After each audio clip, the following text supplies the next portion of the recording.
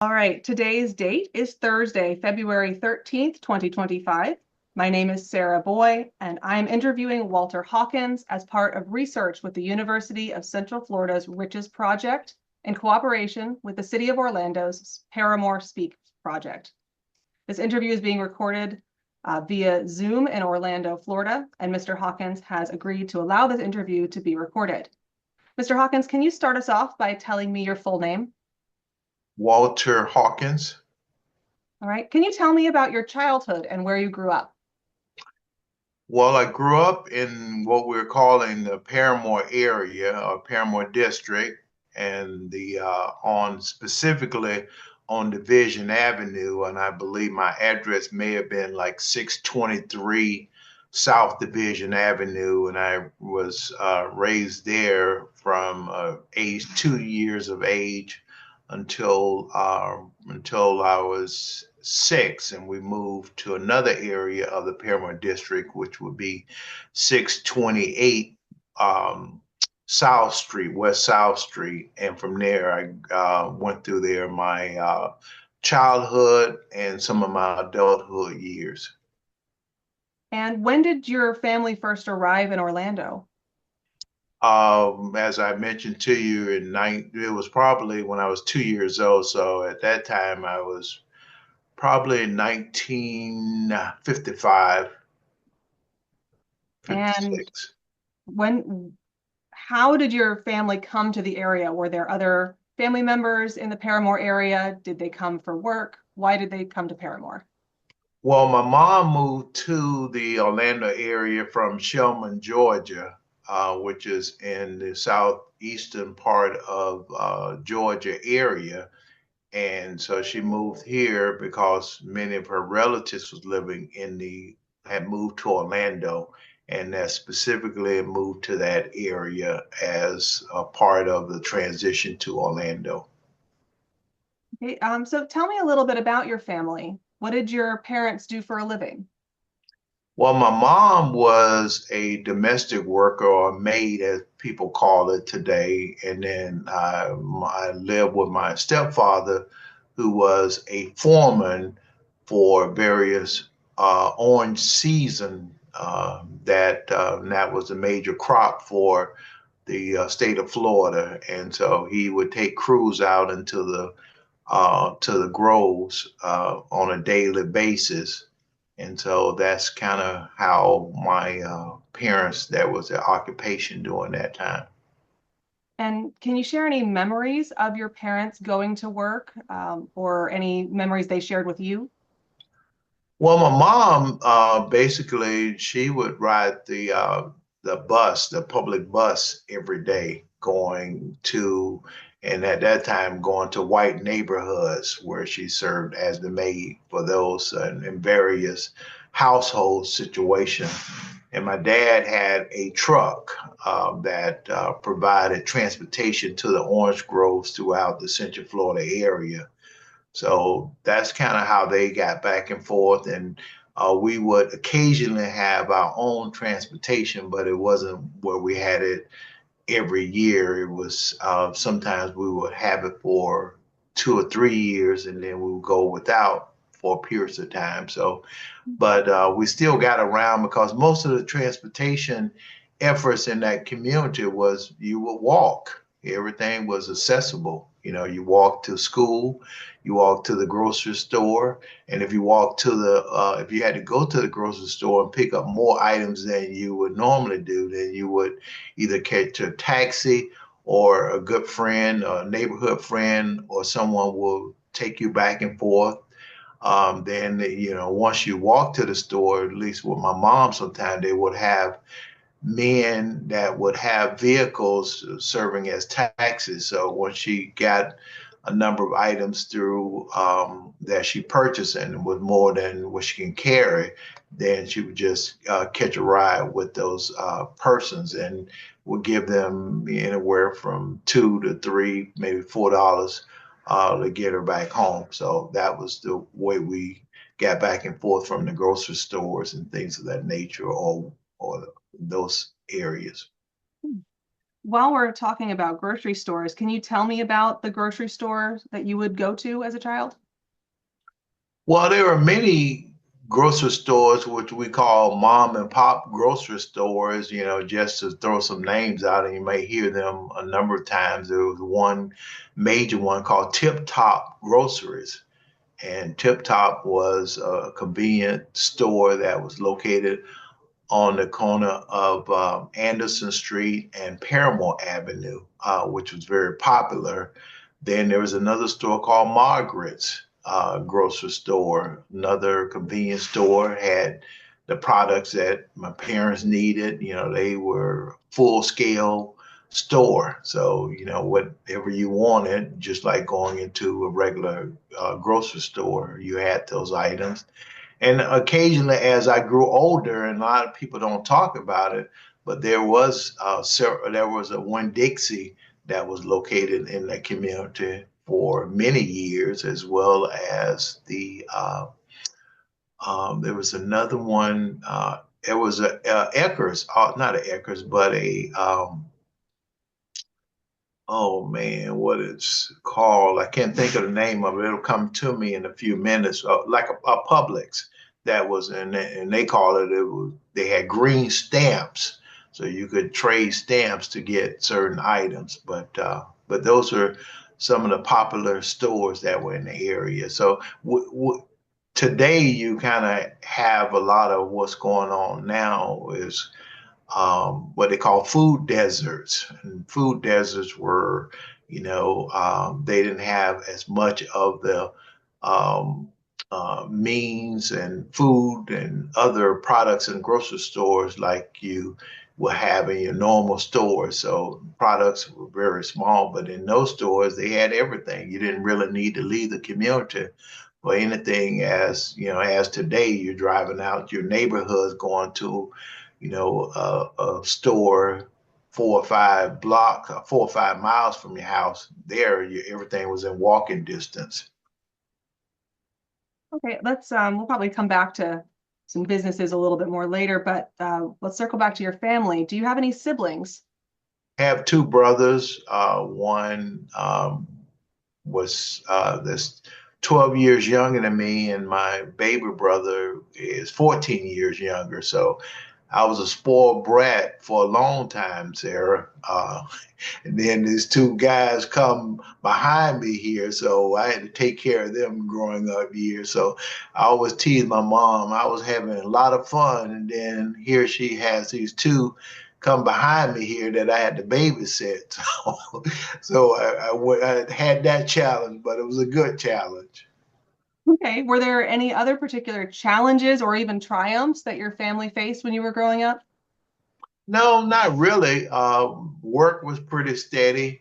Um, Everyone got along in the community. We had little challenges because I always called Parramore, and I say it today, or that neighborhood, because it wasn't called specific Parramore until probably late 60s, early 70s when they um, went into another economic situation and they had to use it for just one name with the state of Florida to get state funding. But the area, it was like we call it Division area, Division Street area. And so a lot of times, and you'll talk to other members throughout this whole interview process, they'll tell you that overall they lived in certain areas. If it was Carver Park or it was Black Bottom or some other name. So it's not until the city made it more of a consolidated area as one, but there was, I call it Division Street.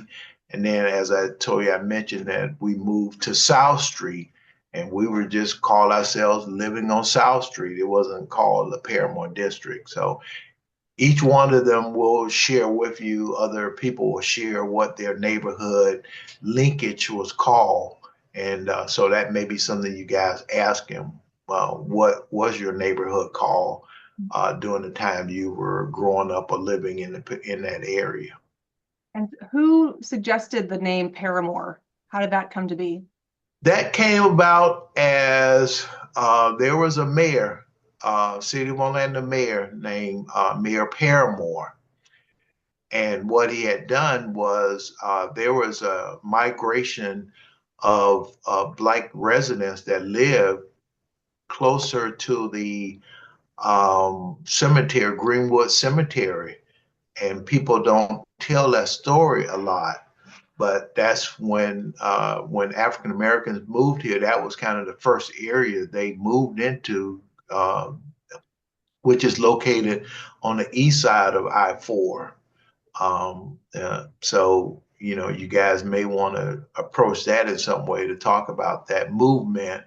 But that particular gentleman, he was on a lot of land, and they wanted to move the African American individuals to another location. There was a major flooding that happened in Orlando, and with that migration to the area that he donated, and with his donation, later somebody had the wisdom, and I don't know what year he was the mayor of the Orlando community, had the wisdom of naming that in his behalf because of the donation he made. But that was just moving the African American community to where it is today in the Parramore area.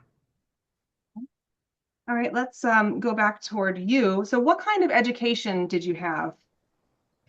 Well, I always look at my schools as great, but the first school I went to, I went to a kindergarten school, and I can't think of the name of the kindergarten, but there's a story, Sarah, and it was funny because my mom, she took me my first day to the kindergarten, and it was at that time it was like a nickel to ride the bus, and so she took me to kindergarten and spent the day, and then the next day I was on my own to go to kindergarten riding the bus by myself.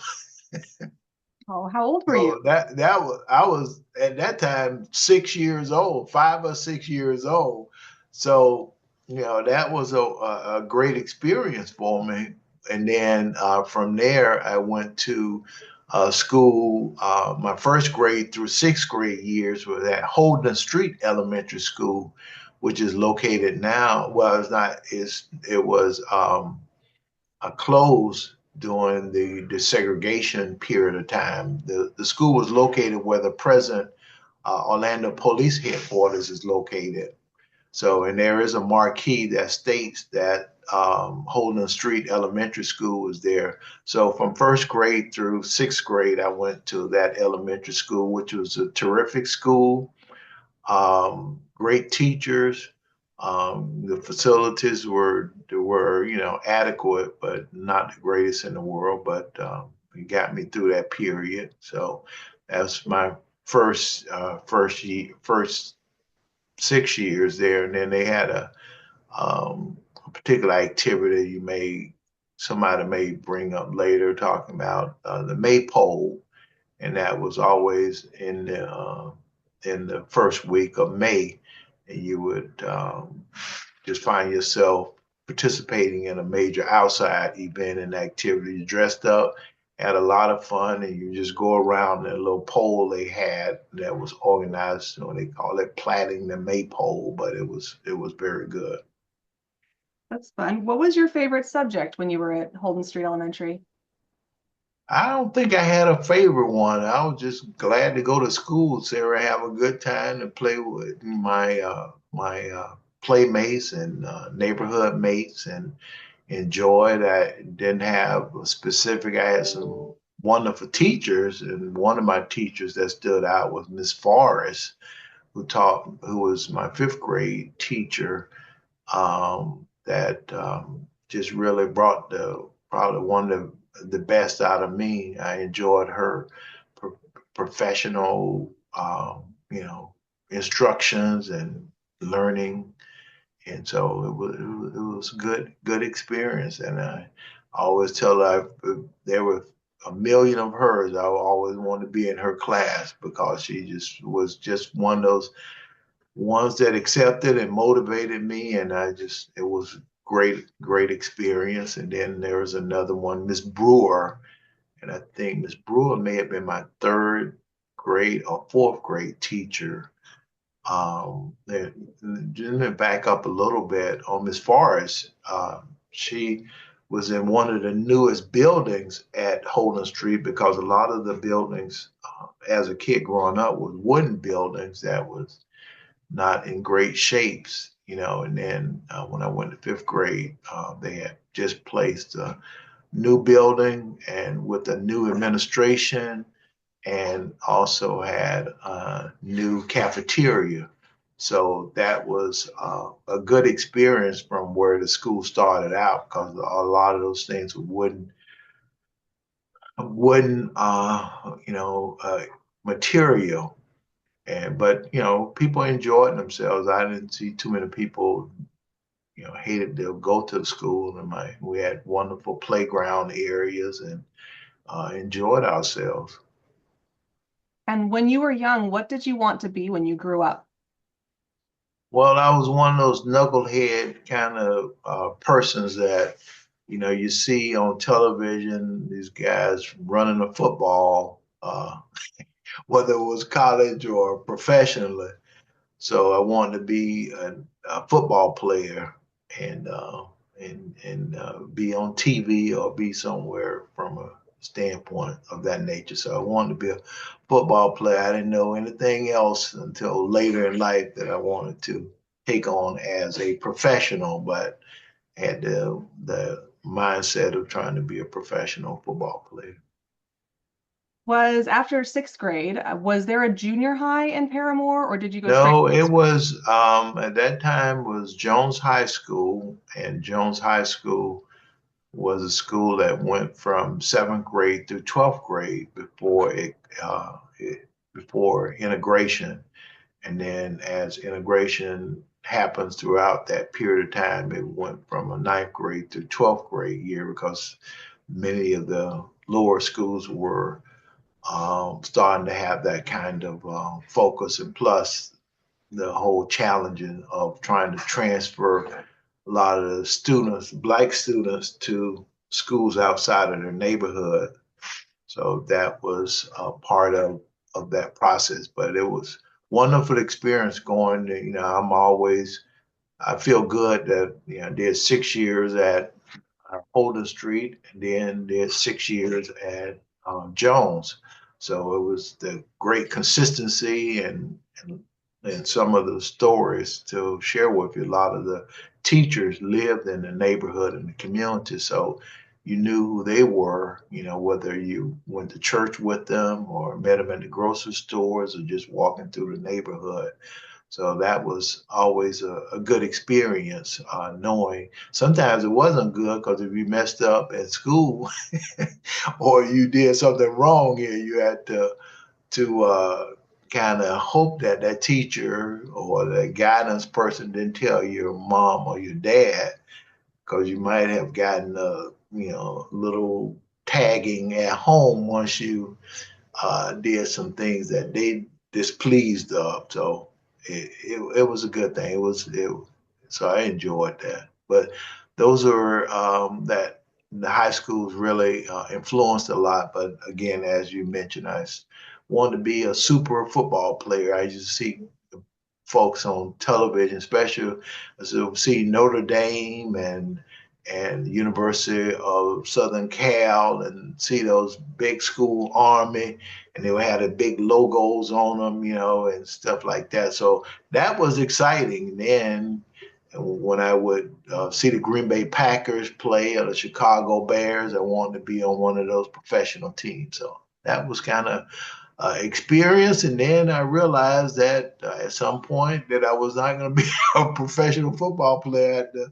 I had to think about some other areas. So when I went on to get my degree at Savannah State University, I majored in sociology, which was again trying to help out in some ways into the community. So that was a good experience. I didn't see myself being a teacher and a lawyer or anything of like that. So kind of that's where I end up.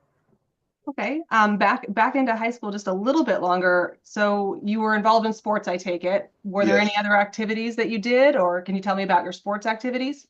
I played football for Jones High. I was a quarterback for the school, and I did that for almost 2.5 years. Then ran track at Jones and participated in some of the other programs. I uh, took a class in French because I thought one day I would be going to France and I need to be able to speak French. And so never made it to France and did okay in the French class, but that was part of my experience with that. And but I enjoyed some of my great teachers that at Jones were terrific. They were, like I said, neighbors and church members and things of that nature. So overall, just growing up and being a part of the elementary schools was and high school was very good. And then had a church life, and a lot of folks will talk about that. They had great churches that were part of the neighborhood and the community, and uh, uh, got baptized at an early age. And then in fact, been a member of the same church all my life since that baptism, Mount Pleasant Missionary Baptist Church, and I'm still a member of it today. We're definitely going to come back to that. A little bit more on education. So in 1969, OCPS had attempted to close down Jones High School. Can you tell me a little bit more about why that was attempted and what resulted? Well, that was the great world that people thought we need to do, and that has become integrated. And with the integration, they looked at ways how do you bring various races and people together. And part of that, Sarah, is as a kid growing up in the elementaries and some of the in the high school years, we had books and other products that was hand me down to Jones and to Holden Street that was books at other schools. So we didn't have brand new school books.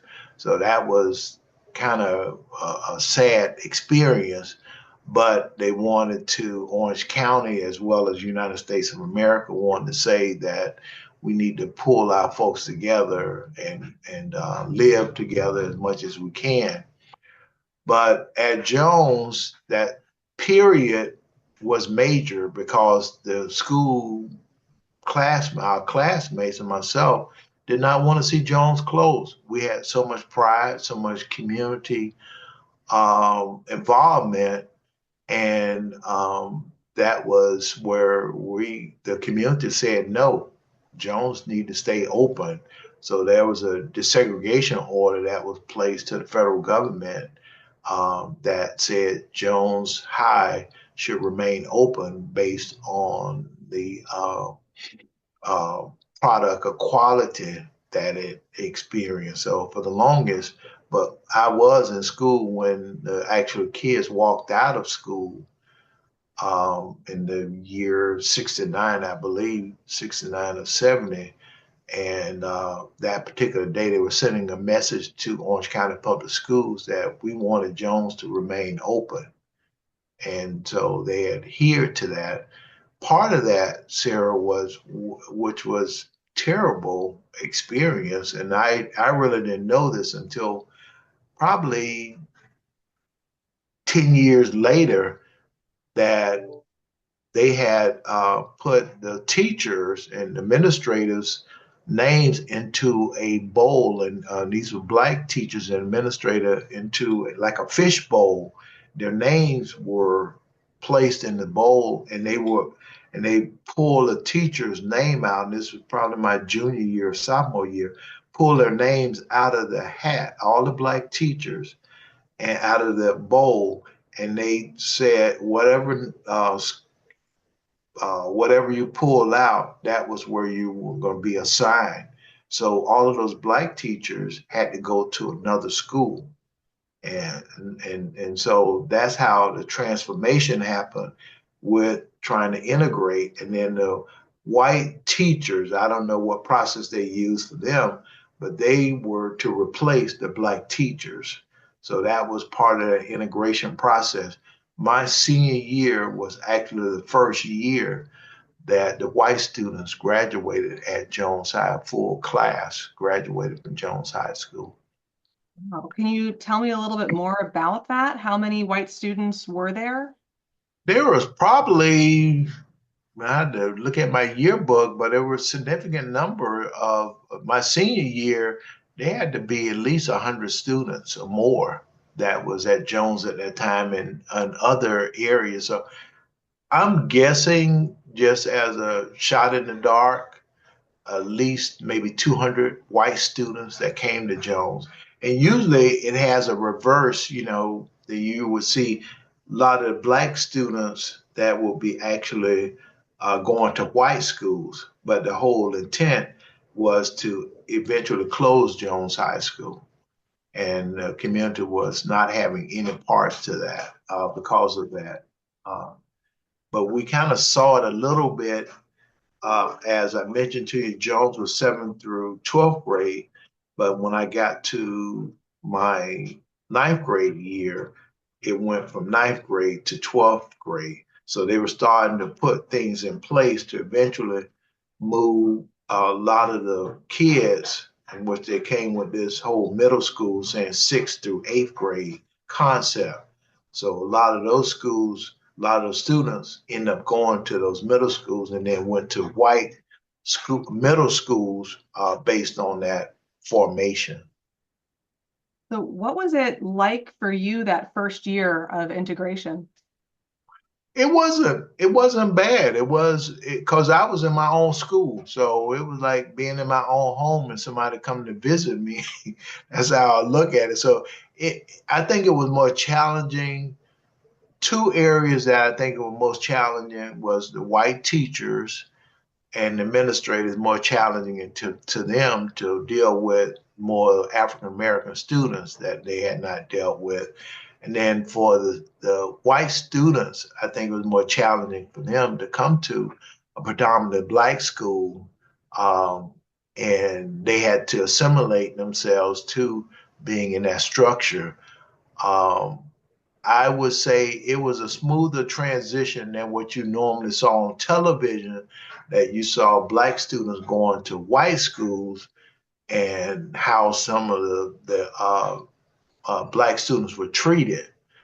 It wasn't that way going to Jones. It wasn't that kind of, I wouldn't say it was not, it didn't happen, Sarah, to be honest with you. I think there were occasionally that those things did erupt into not accepting of the white students there, but it wasn't a major issue. It's not like what you would see on TV, everybody dragging each other out and black students being beat up and things of that nature. Uh, I was not exposed to that kind of behavior.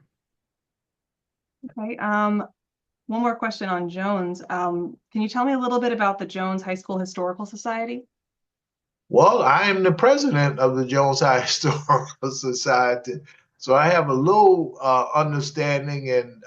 But what it is, Sarah, this came as a result of Jones through all of his history. It was somewhat founded in 1895, and with that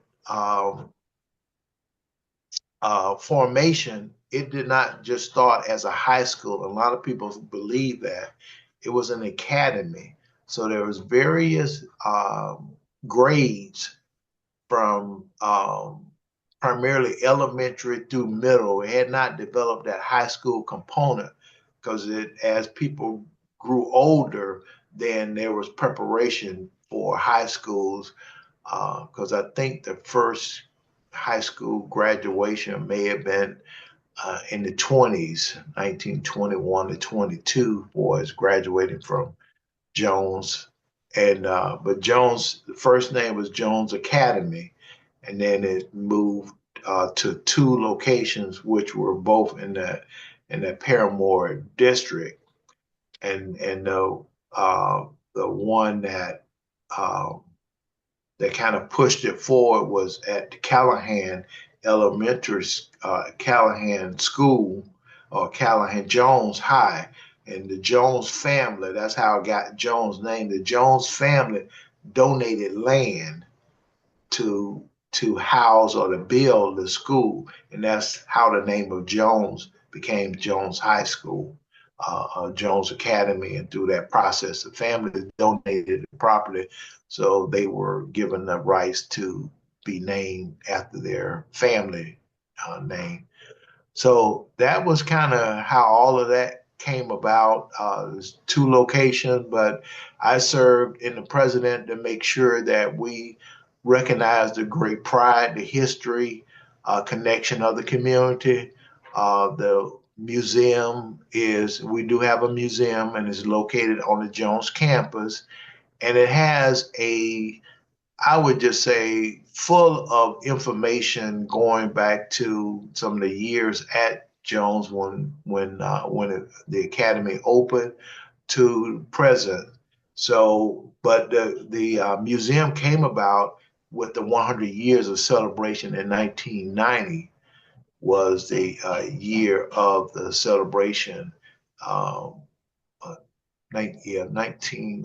1995, excuse me, because we're celebrating 130 years this year. But in 1995, 100 years of celebration, and it was just huge. We celebrated a whole year. Each month of that year, there was a focus on some academic area or some professional areas, whether it was science, it was law, you name it, across the board. And then at the year end, we had a major celebration at one of it was a DoubleTree Hotel, and they had over 1,000 people to attend that. And Sarah, you talking about it was like a reunion. It was so many people that had come back for that, and they had these great stories and talked about this and their experience.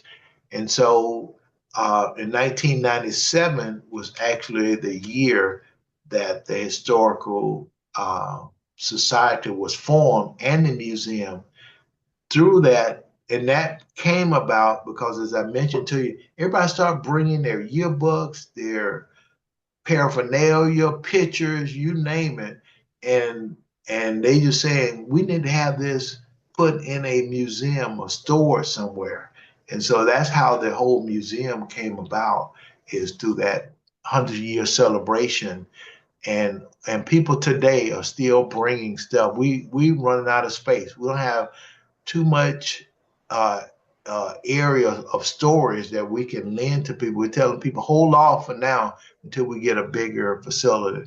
But I serve in that role as president, and it's a great role, but it's a lot of responsibility to maintain it. So I would encourage you and Eric to go and visit the school just to check it out. You have to arrange your visit through me because I'm the person that's the overseer of it, and the schools are very kind of careful now who they bring on their campuses and when they're allowed to come in.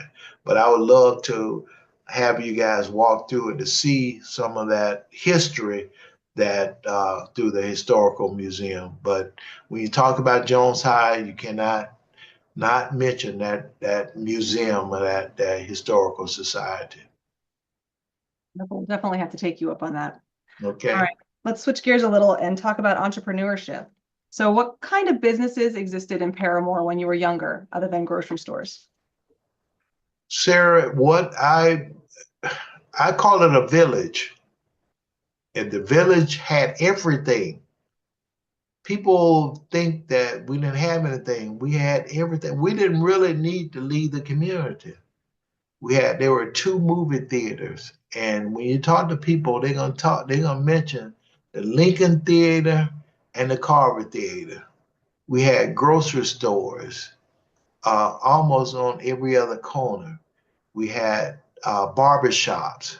We had men and women clothing store. We had, you see, I don't have any now, but the barbershops was one of the popular things that, people had various hairstyles and the women loved the salons, but there were various clubs, social clubs in the neighborhood. There were hardware stores, there were attorneys, there were dentist offices, you name it. What people had crossed whatever they think that was cross the railroad track. We had everything. It wasn't like we were missing anything. But as things went on, as people started to move, then that's when you saw less of. But as far as the community concerned, everything that was in white neighborhoods, we had in our community. So and we had the various professionals, whether you needed a plumber or you needed a construction worker, electrician.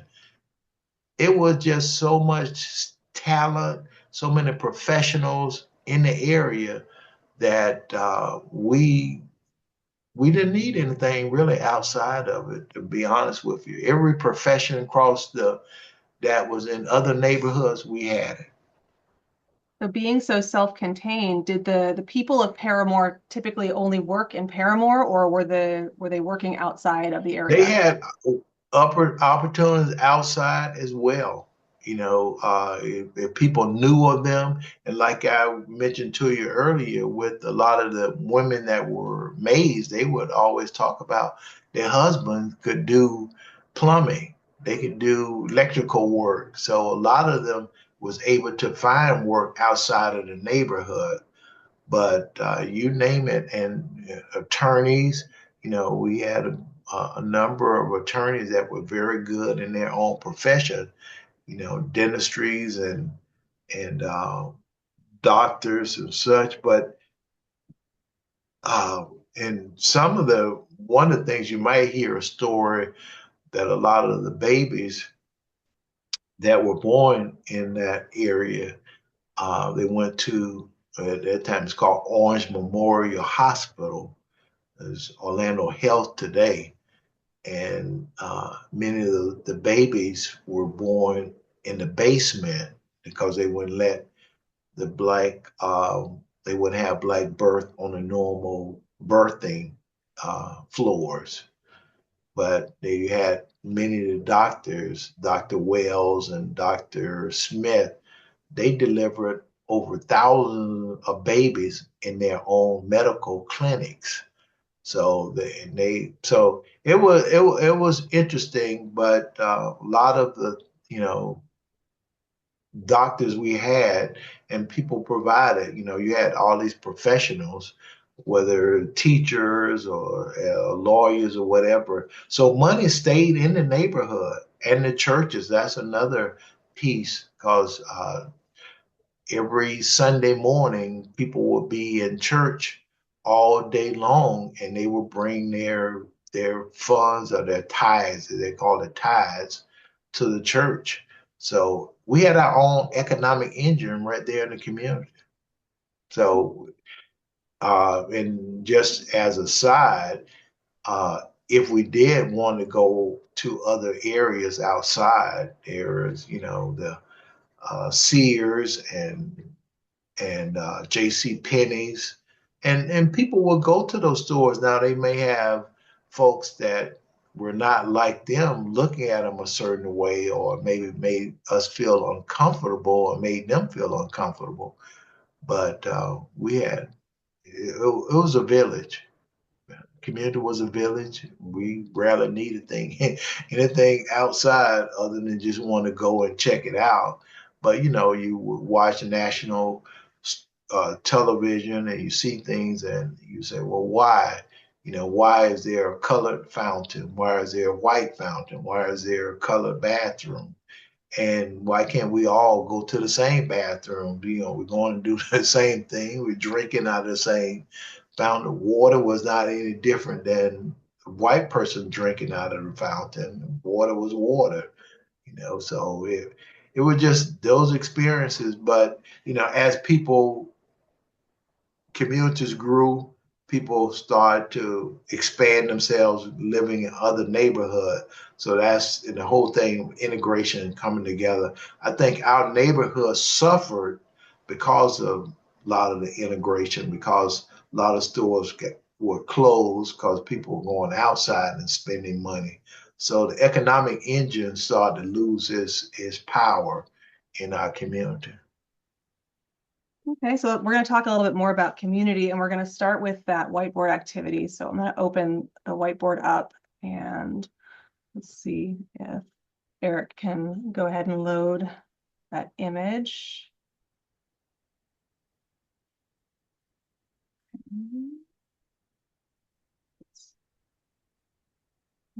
Eric, let me know if you're having any trouble getting it up.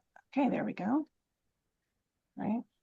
So we're going to get this a little bit more into place. I feel like the map's being cropped a little bit, Eric, and hopefully you're fixing that.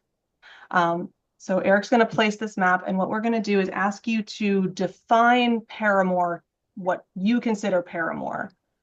Let's see if maybe I can move the map. Okay, there we go. All right, can you see that whole map now?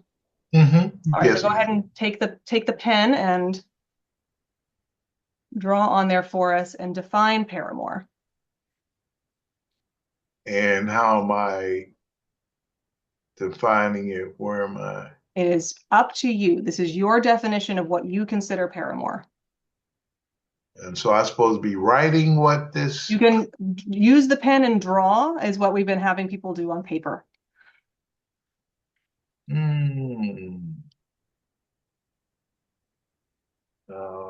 Trying to see what could I draw.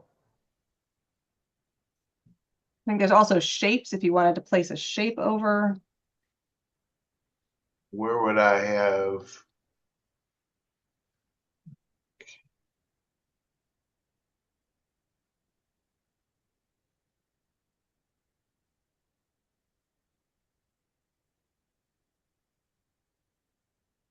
What is smart drawing? What is that?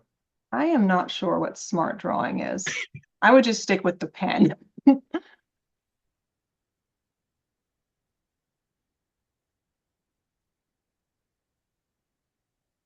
Can I erase something? Because Yes, it's not we can erase all that. I can just okay. Because I'm maybe I still can. kind of lost with trying to draw something. I'm not an artist. You're asking the wrong person to draw something. Actually not allowing me to erase, but under the pen tool, there is a little eraser tool. So I think you can use that to erase. But we can always cut those out later with when we save this image. That's fine. Because what I want to do is draw more of a family. Okay. So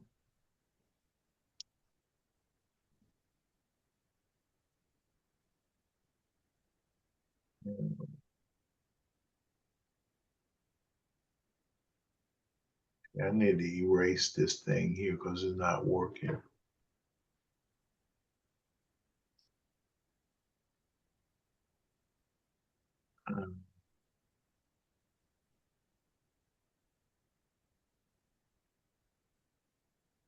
Get the eraser.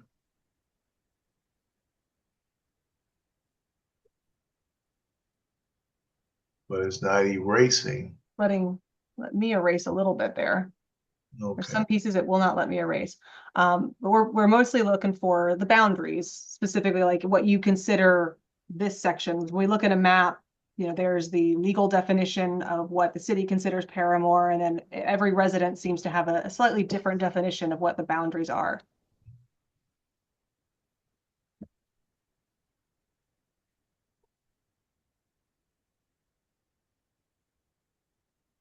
Well, are we speaking of Parramore?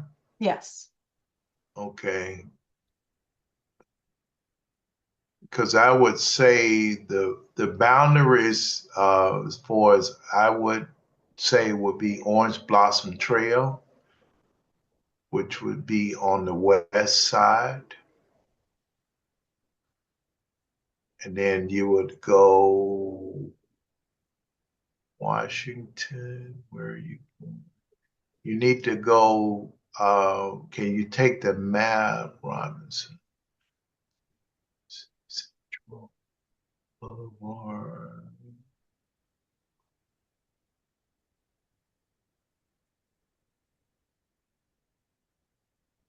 If you took your boundaries along I-4, Mhm. I would say take I-4, and if you would just go to the Orange Blossom Trail. So you kind of, if you looked at it, what we do now on a regular map is uh, use Gore Street as the west boundary, as the east boundary, or would be the north south boundary, Gore. Then I would take that to Colonial Drive, and that would be the north and south boundaries. Okay. Then I would the east boundaries would be east. Be east would be Huey, and then going as the west boundaries would be Orange Blossom Trail. Okay. All right.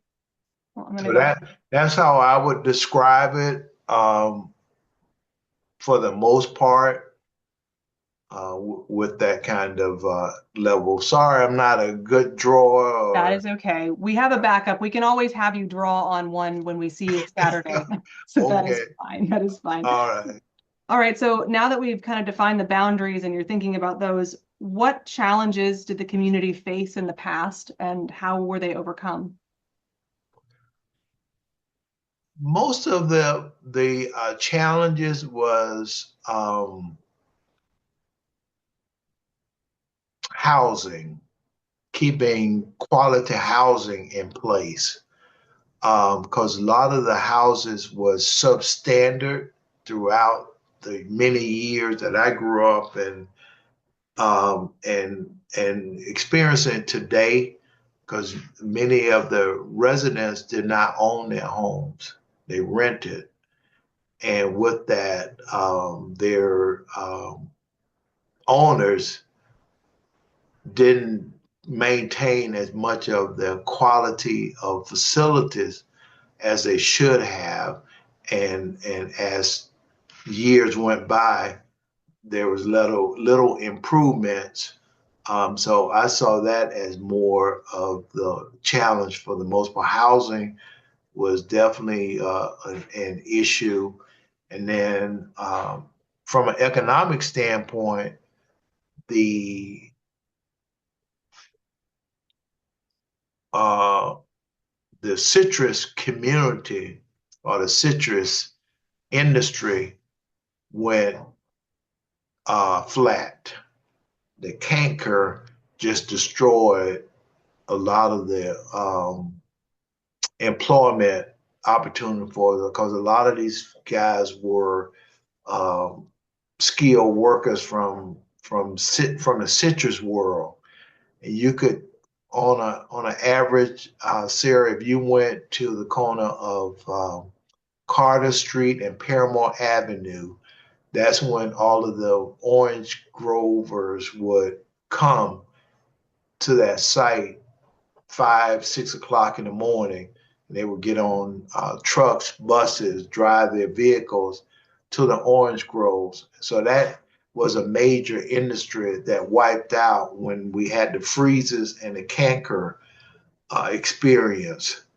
And and that's when that happened. We tried to replace it with the world of theme parks. Folks could not even get to the theme park because they didn't have transportation. And so that was major right there. But when that citrus industry went belly up, that just destroyed our community. Uh, One other area, and people don't like talking about it, is we had the world of crack cocaine. Crack cocaine destroyed a lot of the Black communities, not just Orlando, but across the United States. And crack did a job on our community. People started utilizing crack, and they just lost their mind. The community was just all this dealing and just lack of being lawful just created the problem. So I would just say those were the challenges that we had. A lot of it was based on poor housing conditions, and started to look at the crack cocaine epidemic that that we experienced. Another part of it, which was the early years, and I don't know if some of the others will talk about it, is the implementation of I-4, Interstate 4. Interstate 4 wiped out many houses, many areas, it just came in and destroyed it because we didn't have political representation. We didn't have the district representatives until the 1970s, where we actually had a city commissioner. So people from the outside made these decisions for our community, which was not in the best interest. And then somebody had the wisdom of trying to put in the East-West Expressway. And that also took out hundreds of housing that divided our community even more. And so when you had to find a place to live, it was outside of that Parramore district. So those four things to me really destroyed our community. I-4, the 408, the loss of the citrus industry, and then and just those items were tremendous to our community. And with that, we had a lot of movements, and some people are going to talk about it. We lost one of the staples of our community, a lot of churches that had to relocate to follow the parishioners, because that's where the parishioners were. It was where people were living.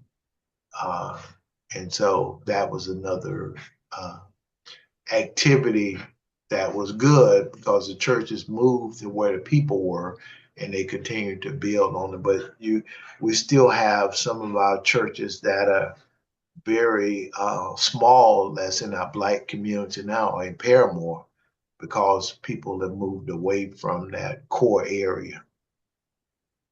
And speaking about churches, can you tell me a little bit more about your involvement with Mount Pleasant Missionary Baptist Church? Well, I joined the church at an early age. I was 8 years old, Sarah. Got baptized, emerged under the water, and the church was one of the Mount Pleasant was where I had all of my role models, where I can go in and feel a sense of peace, a sense of pride. But just being able to grow up in the church with Sunday school classes, vacational Bible school classes.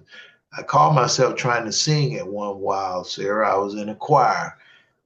They had me as far back as they could, so my voice could not elevate.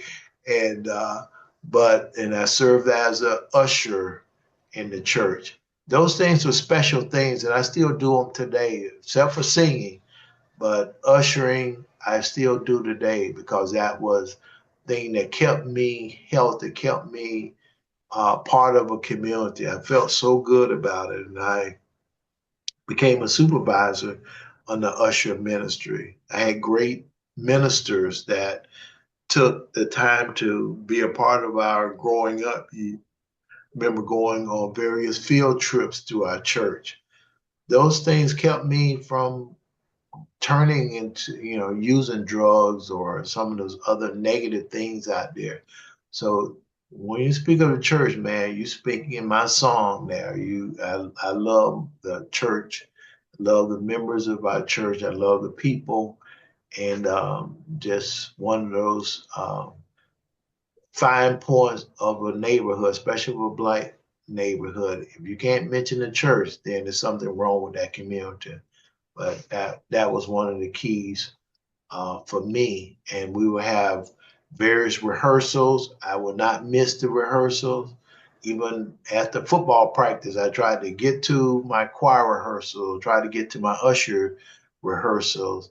And then we would take field trips, go to other areas and be with other members of churches where they were in Congress or whatever it was called. But overall, it was my experience at church was very good, and I would encourage if you, and I do this now, Sarah. When I go, and I went to Savannah State University for my undergraduate degree, and then I went to St. Thomas for my master's.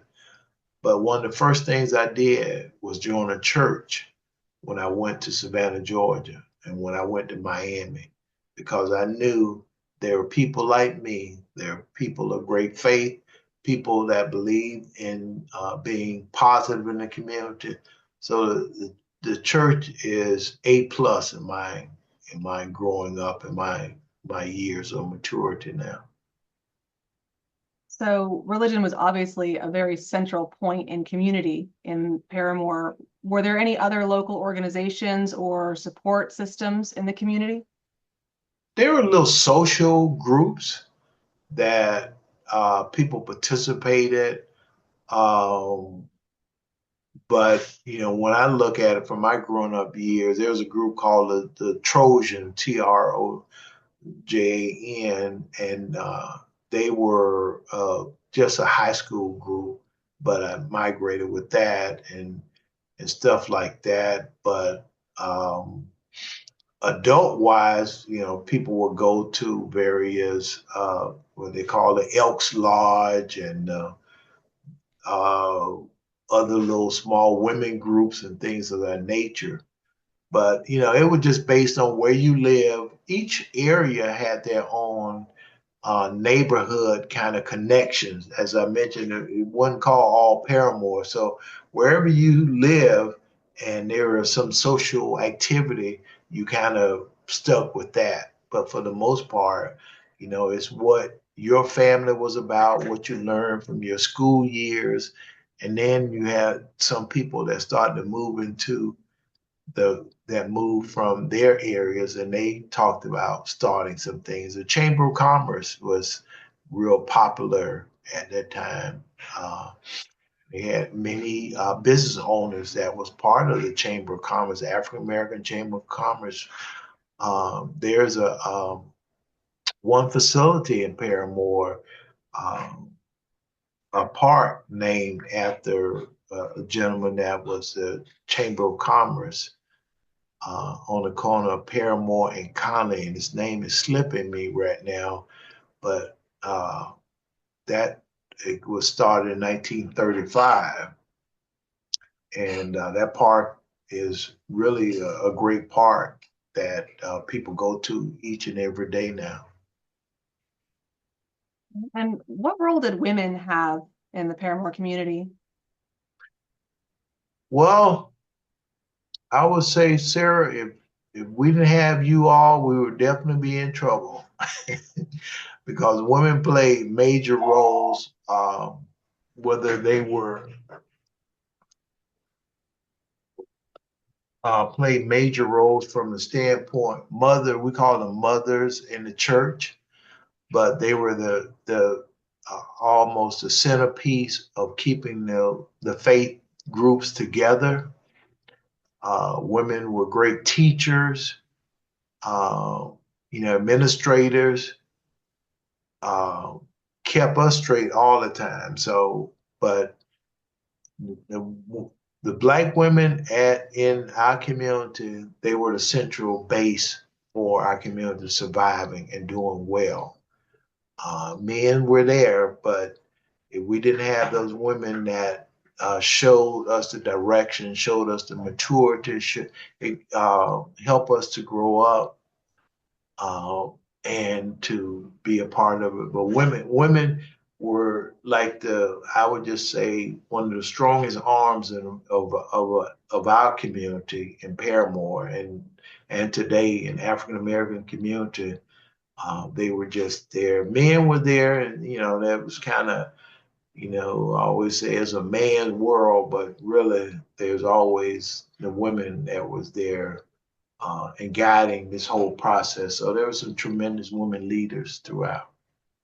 Right. And speaking of tremendous women leaders, are there any stories or figures, men and women, from Parramore's past that had a large role in shaping the community? Well, you had your teachers that were the women teachers that were tremendous in the area. Once you start naming names, you get in trouble. But and I'm not going to do that. But there are a lot of women that were major players from the standpoint of guidance and community. So if you start picking up teachers, the women teachers that we had, man, it was awesome to have those ladies to direct us, and they would be running businesses. There was one that I call Miss Betty. She was my barber, and I didn't want to go to nobody but Miss Betty.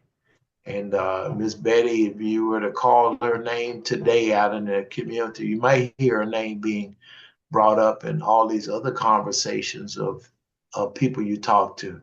But her name stood out, Miss Betty, Sonny's Barbershop, Miss O.C., which was like a kindergarten teacher. I mentioned Miss Forrest. You name it. It was so many women.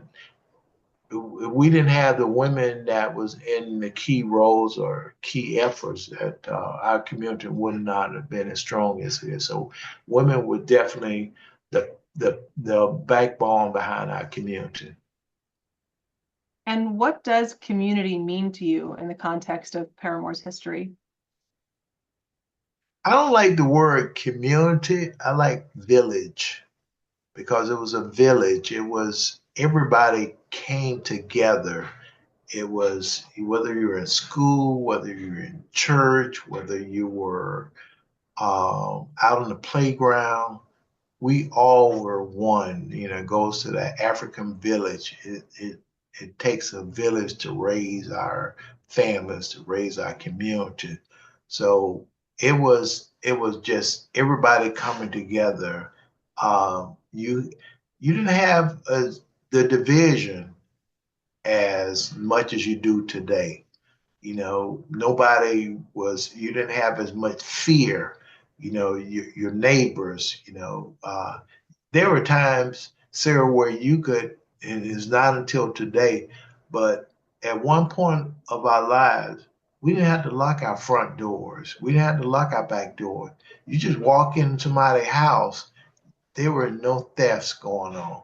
No, they were respect. It would just cross the board. So it wasn't this stuff that we have today where you got the lock up thing, you got alarms, and you got this and that. We didn't have any of that. It was just we appreciated, we respected each other. And so those qualities are hard to find because even your neighbor today you don't really want them to oversee your property or you go away for a period of time. But it was truly for me a village versus a community. And I know community provides unity, but I always like the word village because it just everybody knew each other, we worked together. Now it wasn't all glory, but for the most part, they were more good than they were bad.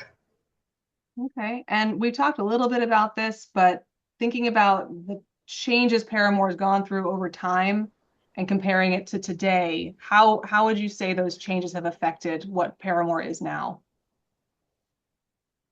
Uh, After we got through the period of drugs, things are coming much better, but I think we got a long way to go because of the fact that at one point of this process, Sarah, we had 20,000 people in the community. And right now, we probably at 2 to 3,000 residents. So when you have that kind of impact on a neighborhood, you lose the bones of a neighborhood. So we're trying to pull it together, uh, but it's a long ways to go. Uh, Housing is still a major problem for our community. Uh, Unemployment or employment is still a major. Uh, I would say the quality of schools has gotten better because now, at one point, the kids were bused to 8 different elementary schools, and we have one school now, the Academic Center for Excellence, the ACE school. So kids can walk to school, and that was one of the keys for me that I walked to school with my neighbors, with my classmates. So we got to play with each other. We got to fight with each other. We got to do a whole bunch of things with each other along the way. But that was always good. So when I was in school, when I went home, I played with my schoolmates and my friends and associates, whatever. So it was a thing that offered today. I think we're much better, but we got to improve our economics. We got to get businesses back in Paramore, but you got to look at how many people do you have and how do they survive based on those issues. That's always a challenge, but trying to have quality of housing, the schools, and quality. We still have a major issue with stores because the economics does not work to bring in the major Winn-Dixies and the Publix, and they'll tell you they base it on an average income level. So we got the mom and pop shops, but they're not of quality. Okay. What are some of the long-term plans for the development of Paramore? Well, housing, improved housing is definitely one of them. Also, economic development, trying to get more businesses to survive because many of the businesses will start up and then they last 6 months or a year and then they close. Um, I would just say still putting in quality education. Education is definitely going to be the key with ACE, and now we got the University of Central Florida and Valencia. I would say better relationships between law enforcement and the community. Um, and just overall, just take the stigma. We got to take the stigma of the word paramour. I don't know if you come up with a new name for it, but throughout our community, when the word or the name paramour is a negative, and we got to get past that. There's great things that's in the community, but people say, well, that's paramour. When the news flash and somebody is is being arrested or gunfire. Well, that's just normal. That's Parramore, and that's not the case. But like as I mentioned too about the drug stuff in the '90s, '80s, and '90s that destroyed it, and the shooting and killing and all of this stuff is that we is some kind of way we need to get away from the name of Paramore. And that may be a road that we do go back to neighborhoods and saying South Street, or we were saying down on Division. We call it those names instead of saying all of one is Paramore, because we got to Paramore. You got to do something with the name, but name is not the issue; it's the people. And making sure that laws and governance reflect and have representation and people speaking and not being afraid to speak. Speak up what you have, but also contribute. We all have to take on a responsibility. As you ask me, then you got to ask me as an individual, what am I willing to do to make a difference? We all got to say that. We got to look inside of us and we have to say, am I making a difference or am I hindering it? That kind of thing. That's the church part of me speaking out at you, Sarah, this morning. So what initiatives and programs exist currently to support residents of Parramore? Well, you have so many. You got the mayor's initiative, the Pathways for Parramore initiative, hitting all those 7 areas of economic development, code enforcement, education. You got the business community with the uh, what is it called? Not safe streets, but main streets. The main street, which is an economic engine to support businesses. So we got to give those main streets an opportunity and work with the business owners, um, good quality. Um, so, we got some work to do, but I'm just saying if we can give the tools, the opportunities to many of these people that are struggling, but we got to make sure that they have the wherewithal to be successful. That may be providing better loans to businesses, improving the housing stock. Not everybody is going to be living in a condominium, but if they live in a single family home that they can afford it, go to go to schools of quality. They can have better stores in the community. Um, I don't know how we get there, Sarah. It's a major challenge that we have, but I think we starting to put some of the pieces together. But it's gonna take a lot of walk, and then the things that you all are doing is telling the story that of what was there once upon a time and what could be today. You can take those examples of what you used to be and how successful you were, and being able to you look down the street and you can see that on this block there were 10 stores. On this block there were 5 churches. On this block there was 5 dentist offices. On this block there was um, barbershops, salons, there were daycares, um, there were um, just what's in normal communities. But on these blocks, we had these things, but some kind of way through the years, they went away, they disappeared. How can we restore? How can we re um, recreate what was lost? Sometimes they say once it's lost, you never get it back. But you can work towards that.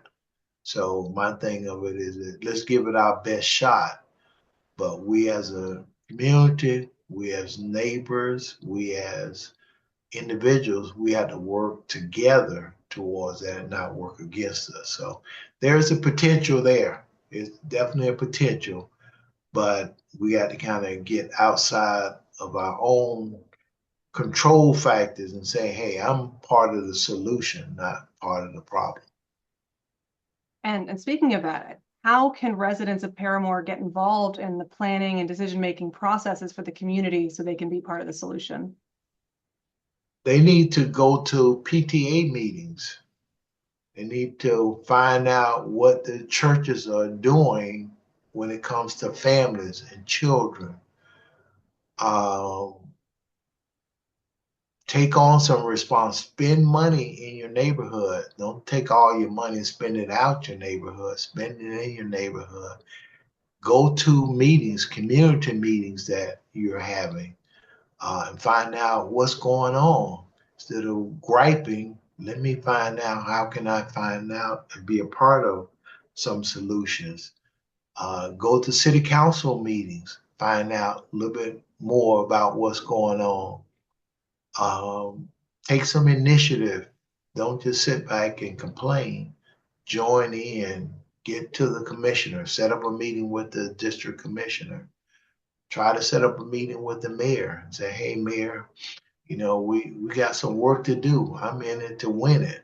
I know we sometimes may have differences, but what can we do as a group? What can we do? How can we help our young kids to be successful? What opportunities that are out there that will help our kids to become scientists, become doctors, become, entrepreneurs, educators? What can we provide on our end? But we all got to work together, not work to divide each other. What's been in the past, it's in the past. What we are today is what we have to deal with today and tomorrow. We learn from the past, but we can't dwell on the past. And how best can Orlandoans support Parramore from the outside? Well, stop thinking of it as a bad place. They need to not look at it as, what's in Parramore is bad. What's in Parramore is good, or it's on its upswing. But we're going to need for you all, like you're doing today, tell a story, tell the accurate story, or tell a story what you guys have learned from all the conversations that you're going to have over the next few months. We can learn from that. But, we have to look at, I always say that the Parramore is broken because we have so many gaps. We got to fill the gaps that we have: housing gaps, business gaps, education gaps. How do we fill in those gaps that we're experiencing today? And so that as we put the puzzle together, there's no pieces that won't fit. We got because right now the puzzle has lost the pieces. We need to find the pieces and make that a true family, a true community, so that we're not missing it. When we drive down the street, we're not seeing big gaps along the way. We're seeing those spaces in place with a business or with a house or with some structure, not have open land that grass is growing up top or people are dumping. Now we have a neighborhood that if we drove into some other neighborhood, I don't like calling names, but when we drive to a neighborhood that's doing well, our neighborhood should look the same way somebody next door to it, not an open land, not a vacant land, but another house or a school or a business or whatever the case. Let's fill in those gaps. But economically, we got to work together. Find those entrepreneurs out there, find those adventurers out there, and get the people that own these properties to say, hey, I'm part of helping to make our community better. Instead of me having a blank piece of land, I'm gonna fill this up so maybe a house could be built on here, maybe a building could be placed on here. But let's take that broken teeth syndrome away and let's fill those gaps with something. And I applaud us, the efforts that you guys are doing, that at some point when we tell the history, we can put landmarks there and business markers out and saying, once upon a time, there was this grocery store here. Once upon a time, Miss Smith lives here. Once upon a time, there was a hospital here. So we need to fill those gaps with what was there and what could possibly be there today. And what is Parramore's legacy? Parramore legacy is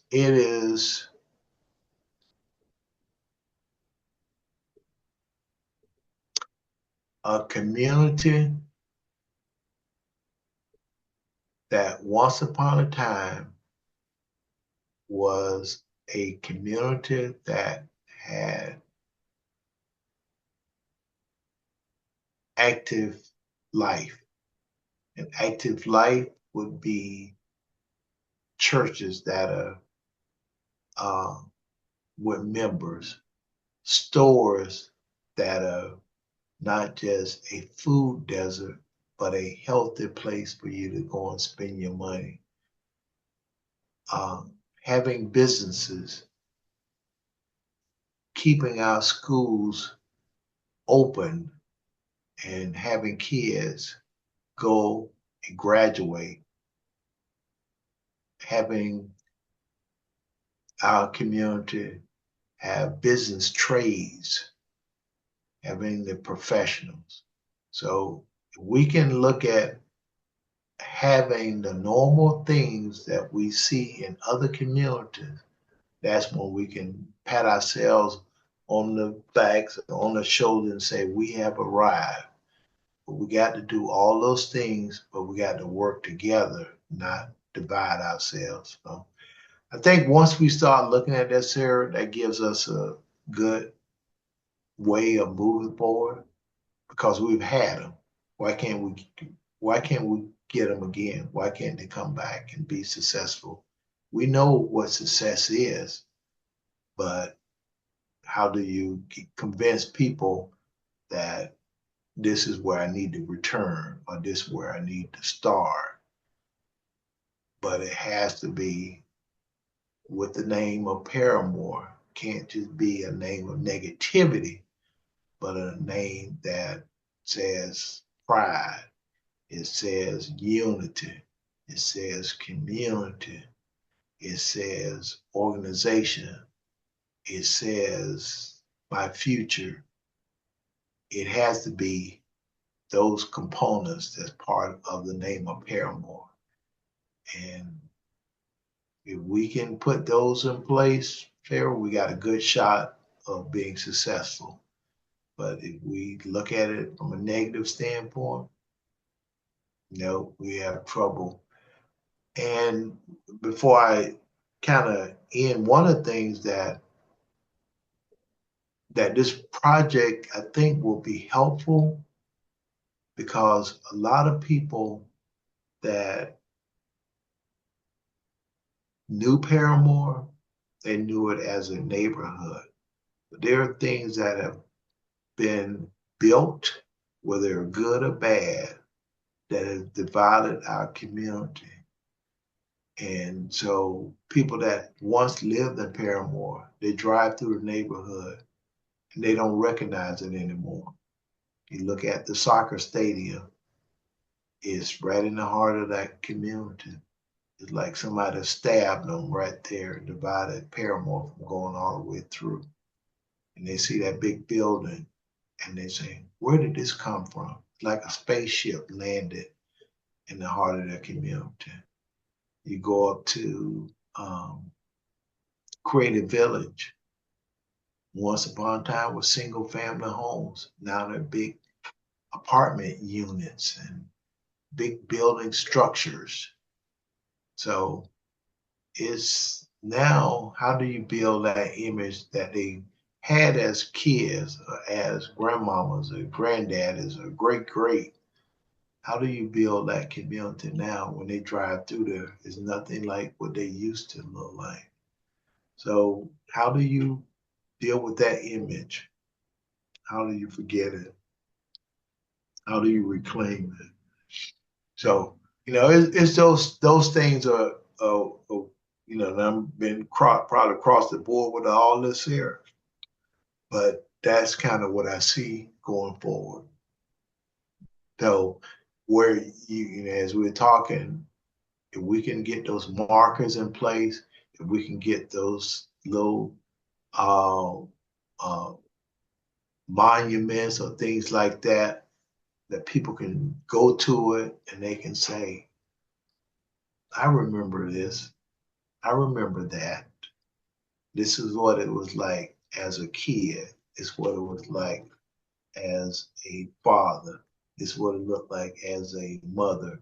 This is what it looked like as a minister. This is what it looked like as a school teacher.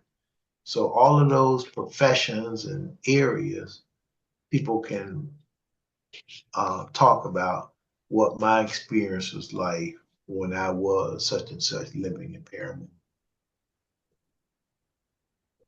So, one last question. Is there anything that you'd like to talk about that we didn't cover today? No, I think you covered it all.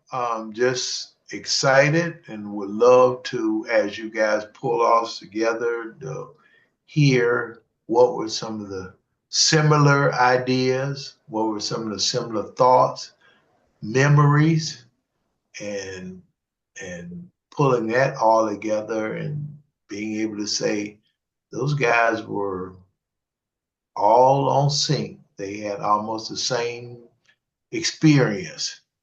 They had almost the same kind of information, and they had a good time telling their stories.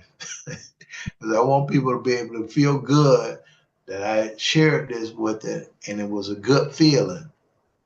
It wasn't a bad feeling, because when I talk about it, it's a good feeling. When I talk about Holden Street, it's a good feeling. When I talk about my church, it's a good feeling. Talk about growing up, it's a good feeling.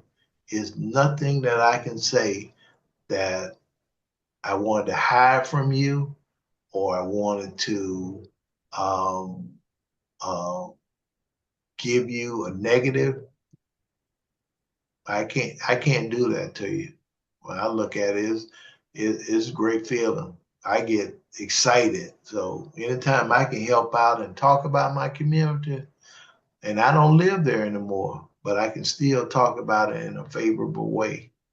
And I like being able to walk the streets and remember what used to be, and whether I was a good kid or bad kid, but I can feel good that my experience was, one that I can recall, and I'm not trying to avoid it.